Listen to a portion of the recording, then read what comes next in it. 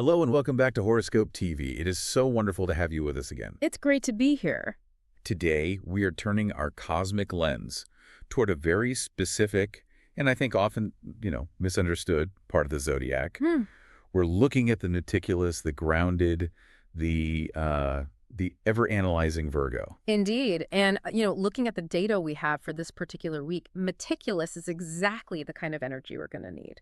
Oh, really? Yeah, if you're a Virgo, or if you have any of those significant Virgo placements like your sun, your moon, your rising sign, this is shaping up to be a week where your natural skill set is really, truly going to be put to the test. Okay, so let's set the stage. We are focusing on the forecast for the week of February 23rd to March 1st, 2026. That's right. Now, I know 2026 might sound like it's ages away to some people listening, but in astrology, the architecture's already there, isn't it? The patterns are already forming. They're already built, and we can read them. And it's important to clarify for everyone listening, this isn't your standard run-of-the-mill daily horoscope. Right. We're not going to tell you that you might meet a tall, dark stranger or eat a sandwich. Exactly. We're here to really analyze the planetary movements. We want to understand that sort of the physics of the week ahead. I like that, the physics of the week. We aren't just reading fortunes. We are, for all intents and purposes, interpreting cosmic weather. We look at the transits, the lunar phases, the specific degrees of the planets. And all that raw data. All of it. And we translate that data into a kind of roadmap. It's really all about preparedness. I mean, if you know it's going to rain, you bring an umbrella, right? Of course. If you know that Mars is about to square Uranus, well, you bring your patience and maybe a helmet. Okay, I love that. A roadmap. So let's look at the map for Virgo for this specific week in late February 2026. If you had to, put a headline on a giant billboard for every Virgo out there, what would it say? A headline for the week. If I had to boil it all down to just one single phrase, that headline would be navigating relationships and reflection. Relationships and reflection. Okay, let's unpack that a little because, usually when I think of Virgo, I think of lists. I think of spreadsheets, productivity. Getting things done. Getting things done. I think of forward motion. But you're telling me the focus is actually shifting to people and looking backward. It's a very distinct pivot. The data shows this really complex dual nature for the week. How so? On the one hand, you have this incredibly intense external pull toward connections. We're talking partners, coworkers, romantic interests. The seventh house of partnerships is very, very active. Okay. But on the other hand, you have planetary motion that is actively dragging the energy backward, inward. It's all about processing. It's about auditing the emotional books, if you will. An emotional audit. Frankly, that sounds exhausting. For a sign that just prefers efficiency and forward momentum, yes, it can absolutely feel like a drag. But it is so necessary. Right. You can't build a skyscraper on a cracked foundation. This week is all about inspecting those cracks. And looking at the chart here, it really seems like the universe isn't exactly being subtle about this whole inspection process. Yeah. We have some heady hitters on the stage this week. We certainly do. I mean, we're kicking things off with the first quarter moon, which is always a kind of structural stress test. But the real story, the absolute headline event that just dominates the entire landscape is Mercury going retrograde. Oh, the dreaded R word. Yeah. Everyone's favorite. It has a bad reputation, and, a lot of that is largely undeserved, but yes. For Virgo, though, this is absolutely critical. Why specifically for Virgo? Because Mercury is their ruling planet. It's their guide. So when Mercury appears to go rogue, a Virgo feels it in their physiology, not just in their schedule. Wow. And on top of that, we have a very, very volatile alignment between Mars and Uranus that we really need to warn people about. And then finally, a really beautiful, peaceful resolution between Mercury and Venus to wrap everything up. It really sounds like a narrative arc. You've got the inciting incident, the rising action, the climax, which sounds pretty explosive, and then the resolution. That is a perfect way to look at it. It is a story in 4 distinct parts. Well, then let's read the story. Let's start right at the beginning. Section 1, the timeline. Walk us through the opening act. We're looking at Monday and Tuesday, specifically February 24th. What's the energy like then? So the week really activates on Tuesday, February 24th with the first quarter moon. Okay. Now, to really understand this, we have to look at the geometry of it all. At this point, the sun and the moon are at a 90-degree angle to each other relative to us here on Earth. In astrology, that angle, a square, is always a point of friction. It's like a cosmic challenge. It's two forces slamming into each other. It demands attention. And the first quarter moon is specifically about action, isn't it? It's not like the introspection of the new moon. Exactly. The new moon is where you plant the seed. It's the dream. Yeah. The first quarter is the moment you wake up and realize that dream requires a lot of hard work. It's traditionally called a crisis of action. It forces a decision. You literally cannot stay on the fence during a square aspect like this. So for Virgo specifically, where is this friction happening? What are the two sides of this cosmic tug of war? Based on the solar and lunar placements for a Virgo chart, the tension lies squarely between the sector of professional duty and the sector of your personal life. Ah, the classic work-life balance struggle. But amplified. Seriously amplified. I feel like Virgos are dealing with that constantly anyway. They're the workers of the zodiac. They so often sacrifice their personal time just to get the job done perfectly. They do. They have a deeply ingrained service-oriented nature. But this moon is shining a spotlight on the unsustainability of that model. Okay, so what does that feel like on the 24th? A Virgo listener might feel like their boss is demanding 110% on a huge project, but at the exact same time, their partner or their child, or maybe an aging parent, has a crisis that needs immediate attention. And the universe is basically standing there saying, you physically cannot be in two places at once. Choose. That is so stressful. Virgos hate, they absolutely hate letting people down. They despise it. They often view it as a deep personal failure. But the lesson of this first quarter moon is that you have to set a boundary. You have to be willing to disappoint someone slightly in the short term to avoid failing everyone catastrophically in the long term. So the big advice for the 24th is to set those boundaries early. Don't wait until you're overwhelmed. Yes. Do not overcommit on Monday or Tuesday. If you say yes to the extra shift and yes to the dinner party and yes to helping your friend move, you will hit a wall. And you're saying we can't afford to hit a wall this week. You really can't, because Wednesday, February 26th, is when the energy shifts dramatically. Yeah. And you need your reserve. This is the Mercury retrograde. This is the big shift. On the 26th, Mercury stations retrograde. Now, we really need to analyze why this matters so much more for Virgo. Everyone feels Mercury retrograde. The travel delays, the tech glitches, the miscommunications, we all know the drill. But for Virgo, it can feel like a full-blown identity crisis. Because Mercury is their boss. Mercury is the CEO of Virgo. It governs their intellect, their communication style, their analytical abilities, even their nervous system. The nervous system, that's huge. That's huge. So when your ruling planet appears to stop in the sky and move backward, it's like your personal operating system is lagging. That's a great analogy. It's like when you have way too many tabs open in a browser and the whole computer just freezes. Precisely. You feel unmoored.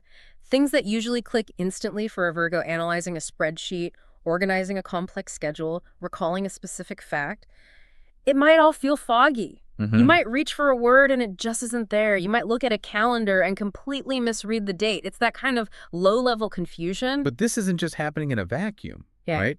We always look at the house placement to see where this glitch is happening in their life. Correct. And this is where it gets really fascinating for this particular period. This specific retrograde is happening in Virgo's house of partners, the 7th house. Ooh. Okay, so this is not just about losing your keys. No. It's about losing the plot in your relationships. Or perhaps realizing you lost the plot years ago and just kept reading the script anyway. Wow. Retrograde means to go back. When that happens in the house of partners, it almost guarantees that the past is going to resurface in a big way. Yeah. This isn't just about your current relationships glitching. This is about unfinished business. Unfinished business.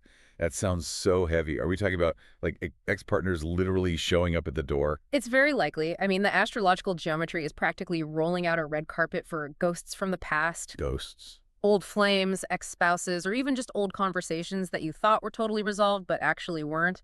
They are all coming back up for review. I definitely want to dig deeper into that X factor later when we talk specifically about love, because I think there's a lot of nuance there. Excellent. But just staying on the timeline for now, we move from the slow down fog of the 26th to what looks like a genuine shock to the system on the 27th. Yes.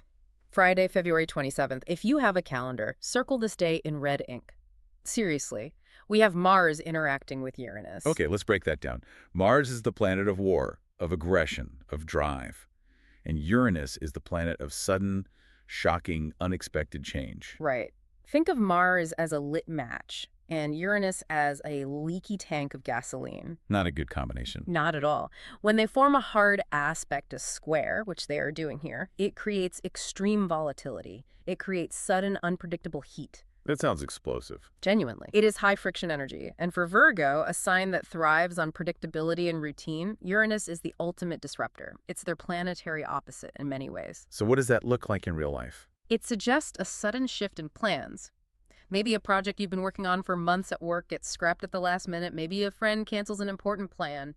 Or, maybe you just spill coffee all over your favorite shirt, and because your nerves are already completely fried from the retrograde. It sets off a total rage spiral. Exactly. It's that feeling of the one thing too many, the straw that breaks the camel's back. Mm-hmm. And the real danger here is the reaction.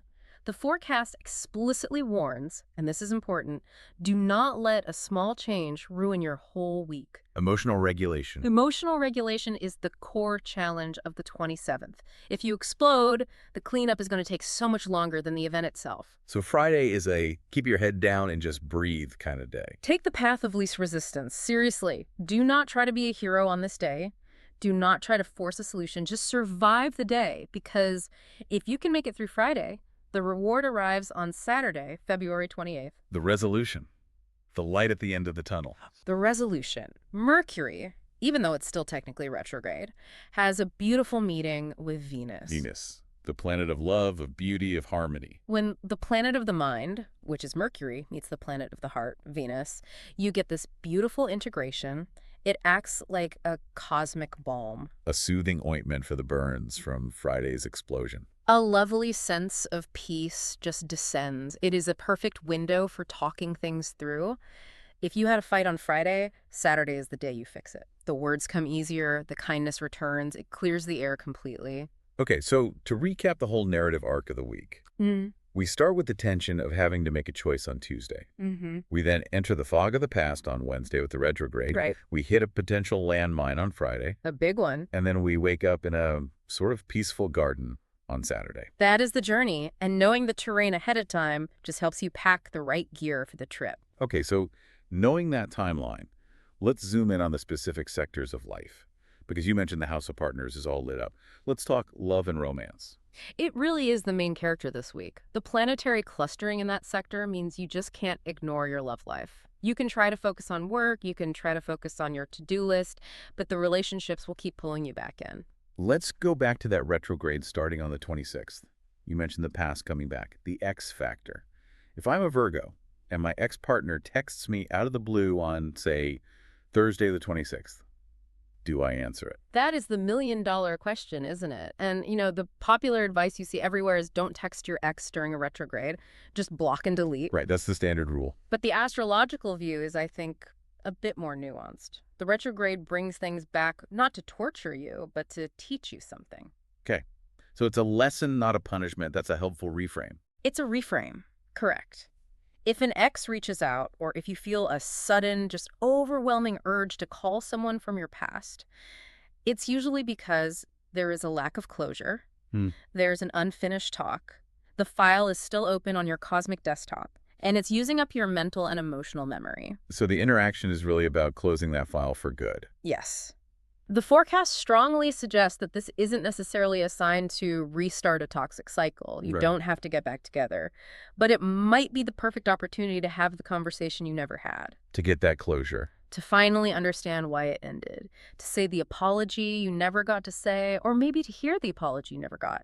It's about resolution. So not reconciliation necessarily, but understanding. Precisely. And for Virgos who are in existing relationships, this same principle applies. It's not about an ex coming back. It's about an old argument. Oh, that's interesting. You know that one thing you argued about 3 years ago? The one where you both just sort of stopped talking about it because it was too painful or too complicated? The elephant in the room. The elephant is waking up this week. The rug is being lifted, and you have to look at what's been swept underneath. But again, and I feel like we have to keep repeating this, do not try to force that conversation on Friday the 27th when Mars and Uranus are fighting. Oh, absolutely not. That would be like trying to perform delicate surgery during an earthquake. It's a disaster waiting to happen. So you have to wait for the 28th. You wait for Saturday the 28th. That Mercury-Venus conjunction is what I call the golden hour for communication. The golden hour. I like that. It's soft. It's gentle. It allows you to be honest without being hurtful. And that's a key distinction for Virgo. How so? Well, Virgos can sometimes be a little too critical when they're trying to be honest. They view honesty as pure accuracy. They're just stating the facts. They aim for accuracy, but it lands as criticism. You didn't do this thing right, or you forgot to do that. Exactly. You didn't take out the trash Yeah. becomes a data point of your failure as a partner. But on the 28th, Venus softens that edge. The communication becomes, I feel so much better and so much more supported when we share the load. It makes me feel loved. It allows for romantic honesty. If you want to plan a special date night, Saturday is the night. That makes a lot of sense. But what about our single Virgos? Are they just stuck in this retrograde soup? Or is there hope for them? Actually, yes, there is hope. And it's a really fascinating phenomenon. The forecast identifies a very specific experience for singles this week. A soul pull. A soul pull. That sounds incredibly intense. It is. This tends to happen when a Mercury retrograde aligns with the nodes of fate, which are also active. A single Virgo might meet someone completely new, but here's the twist. Because of the retrograde, this new person will feel very familiar. Like a sense of deja vu. Like a deep karmic connection. You could meet them in a coffee shop, you start talking, and 5 minutes later you feel like you've known them for 20 years. Wow. It's that instant comfort. The barriers just drop immediately. It can be very powerful. That is intoxicating. I can see how someone could get swept away by that. It is. But because it is Virgo we're talking about, the sign of discernment, and because the planets are so volatile this week, the advice is to trust your intuition, but let the relationship grow slowly and surely. Which is the Virgo way anyway, isn't it? They don't typically leap without looking very carefully first. Usually not. But the soul pull can bypass their logical brain. It hits them right in the gut. Right. So the stars are just reminding you. Enjoy the wonderful feeling of familiarity, marvel at the connection, but please do not skip the vetting process. Don't move in together on the second date just because it feels like you were married in a past life. Exactly. Check the credit score first. Check the references. Check the references. And again, just to reiterate, watch out for the 27th. Sudden moods can cause friction even with a promising new crush. If you feel a fight starting over nothing, just pause. Tell yourself, it's the planets, not the person. It's not you, it's Mars. You should put that on a t-shirt. It's not you, it's Mars interacting with Uranus. It gives you permission to just step back and take a breath. I love that. Okay, so love is complicated, but definitely promising if you can wait for the weekend. Let's pivot now to where Virgos usually feel most at home. Work and career. Ah, yes, the domain of details. The kingdom of the checklist. We've established that Mercury is the boss of Virgo, and the boss is, for all intents and purposes, walking backward this week.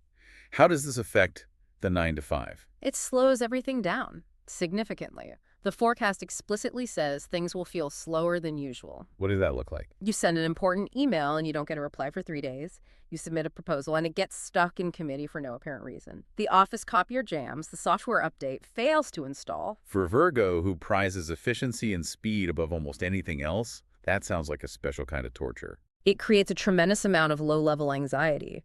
Virgos want to tick the box and move on. When they can't tick the box because they're waiting on someone else, they feel ineffective and frustrated. So how do they cope with that feeling? How do they not go crazy? They have to reframe the week. They have to. If you can reframe it, this retrograde is actually a secret superpower for you. A superpower. How so? Because Mercury retrograde at its core is a time for the prefix re. Review, revise, redo, reconsider. It is not a time to launch something new. It's a time to edit what already exists.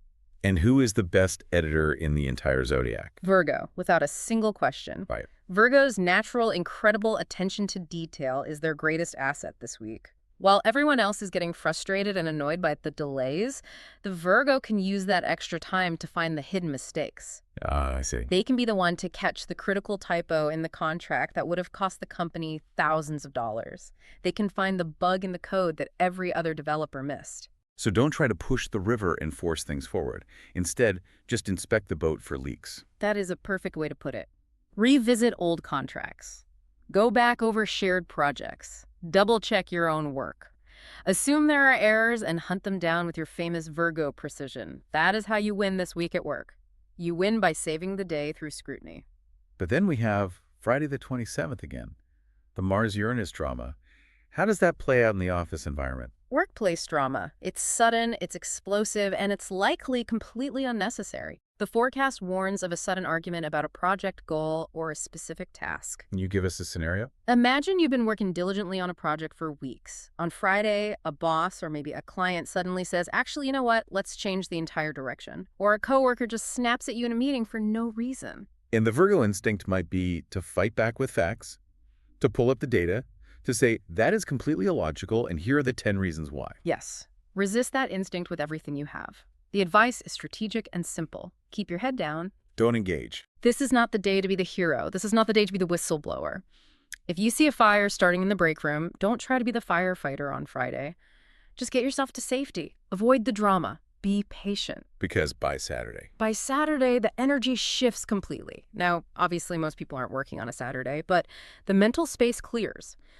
By the time you get back to the office the following Monday, that collaborative, problem-solving energy will have returned. You'll find creative, peaceful solutions to the problems that exploded on Friday. But you can only do that if you didn't burn the bridge on Friday in a fit of righteous anger. Right. If you yelled at your boss on Friday, Monday morning is going to be incredibly awkward regardless of the planetary alignment. Exactly. Self-preservation is the key. Okay, let's talk about resources. Money and finance. Is this a week to buy a lottery ticket or a week to hide the credit card under the mattress? It is definitely a hide the credit card week. The general outlook is stable, but it requires extra care. Give us the timeline for the wallet. Okay, so Tuesday, February 24th. This is actually a good day for financial strategy. The first quarter moon is active, and it can spark new ideas. You might get a brilliant new idea for how to save money. It's a great day to look at the budget, check in on your retirement accounts, and just make a plan. So planning is good, strategy's good. But then Wednesday the 26th hits. The retrograde begins. And this is a giant flashing red light for all spending. A red light. The forecast is very, very specific here. Do not sign new money contracts. Do not buy expensive things. Why not? Is it just, bad luck? It's not magic. It's a lack of clarity. Under a Mercury retrograde, you simply do not see the full picture. The fine print is blurry. Okay. So if you buy a car, it turns out later it has a lemon engine. Yeah. If you sign a new lease for an apartment, you didn't notice the clause about the 20% rent increase after 6 months. If you buy a house, the inspection somehow misses the termites in the foundation. So there's a huge risk of regret or finding hidden defects later on. Yes. And also delays. Expect delays. Payments you're owed might get stuck in processing. Refunds might take an extra week or two. The advice is not to panic, it's just the cosmic pipeline getting clogged up for a bit. But definitely don't count on that money arriving exactly on time. And I'm guessing Friday the 27th is risky for finances too. The Mars square Uranus aspect very often brings an unexpected expense. Something that comes out of nowhere. Like the car breaks down on the highway, the washing machine floods the laundry room. Exactly. Something related to your home or your work equipment. So the advice is to keep a buffer.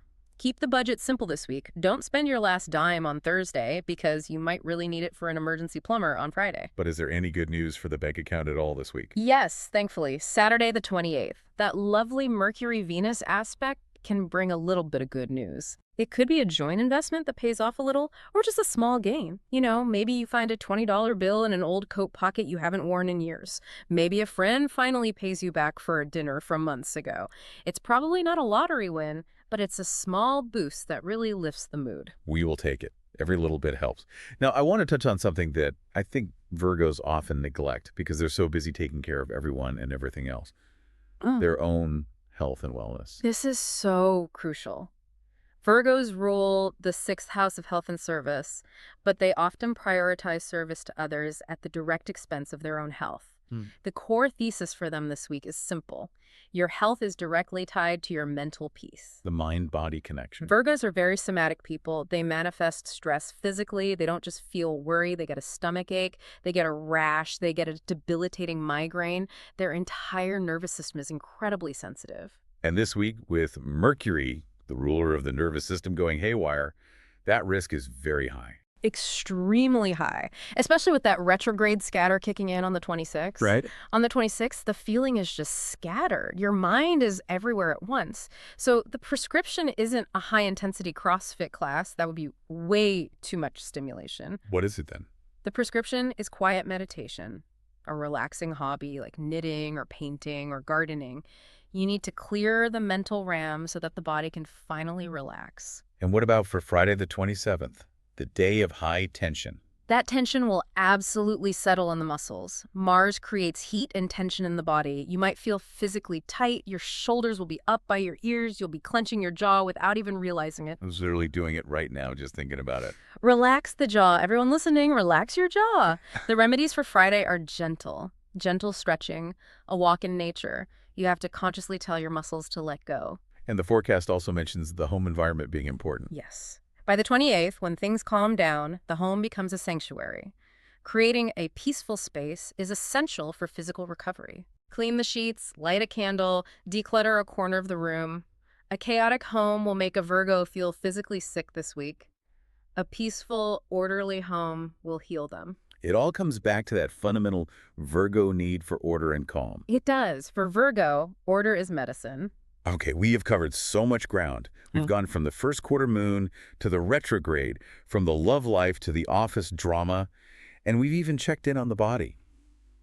Now we get to my favorite part, Section 6, the cosmic toolbox. The fun stuff. This is where we get the really specific data points that our listeners can use. Let's start with the visual. What is the color of the week? The color for this week is navy blue. Navy blue. It feels very respectable, very sturdy. It is. The hex code is hashtag 0000000 for any of the digital designers out there listening. But the question is, why navy blue? Yeah, why? Why not say a bright yellow for optimism to get through the chaos? Because bright yellow would be way too stimulating for this specific week's energy.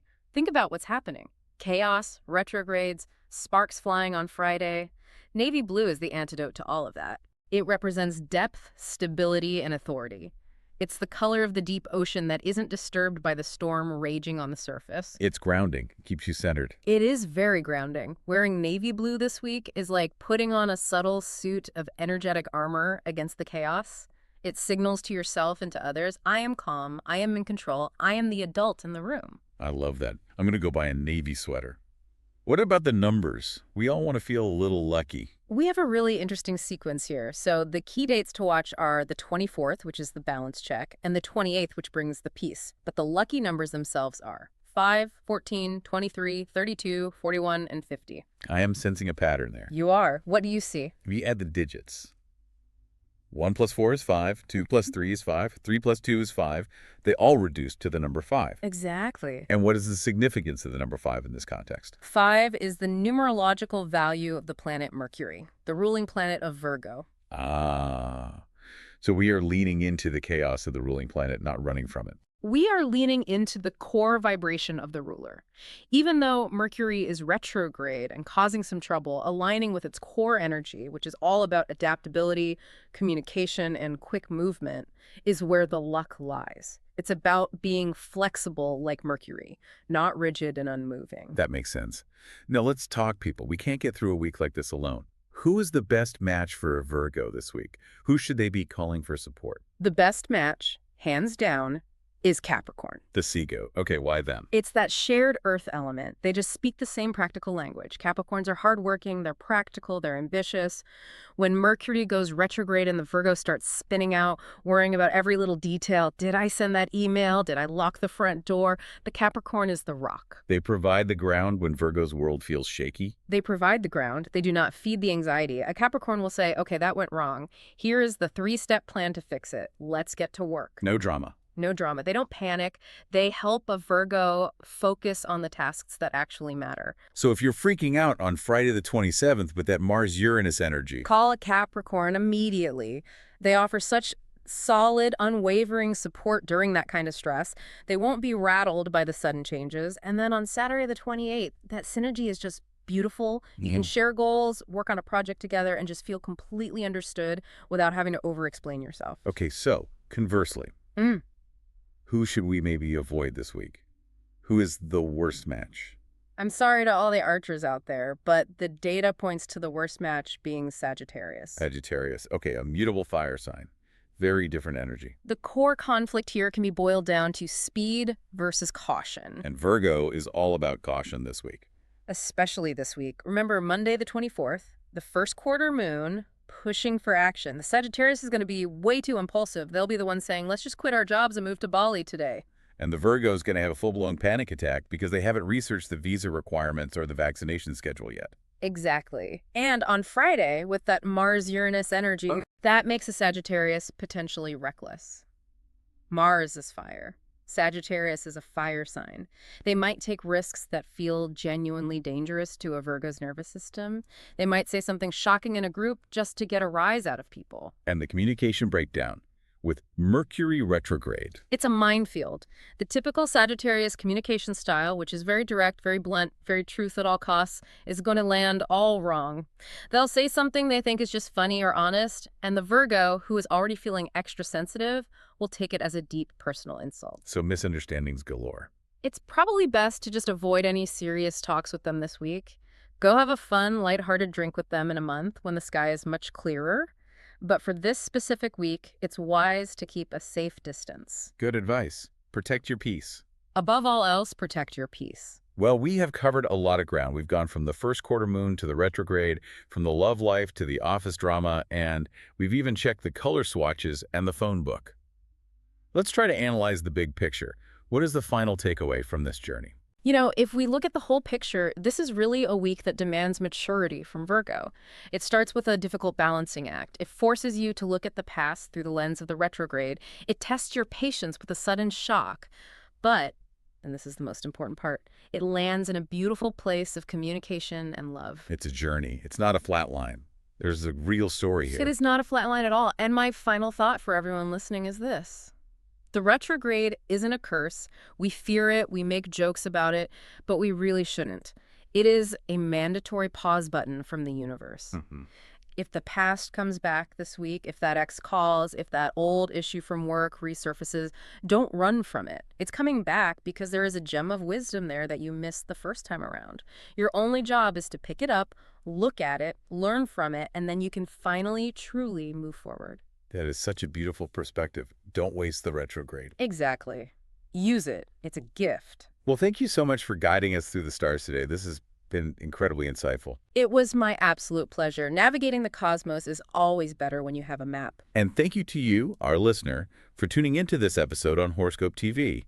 We really hope this helps you navigate your week with a little more grace and a lot less stress. Absolutely. Please be sure to subscribe so you can get notified when the next episode is available. We'll see you next time. Until then, keep looking up. Bye for now.